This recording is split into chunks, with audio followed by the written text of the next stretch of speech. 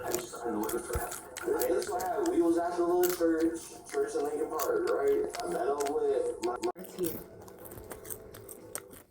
What's rarer than a unicorn? Waiver or the team is drowning. Compliance on top of that, you have break rules, you have state late, you can actually keep up.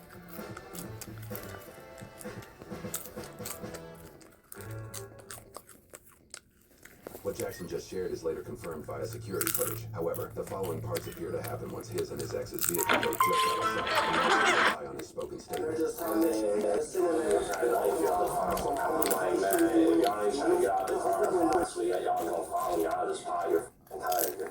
Did either one of them ever try to get out of the vehicle? They both just sat there smiling. After questioning McGeezy and Jackson, officers made their way to Sanusi and Brandon's residence, where reports indicate a drive-by shooting unloaded bullets into nearby buildings. Thankfully, no one was injured. Have been harassing. Yeah, you can want to be off. These ones have been harassing. Yes, like what? chasing me. They'll like throw shit in my car while I'm driving. They'll like, oh, what's it called? What? Tailgate me?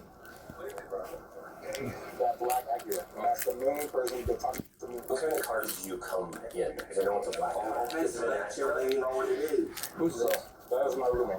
Oh, He's at the mall. How long have you been home? Like 45 minutes? You didn't hear anything? Sanusi was on FaceTime with Brandon while he was with John at the mall, his self-proclaimed best friend. At this point, investigators begin to question one of the two girls they were with. You understand that? There's nothing to be nervous about. Brittany begins her interrogation by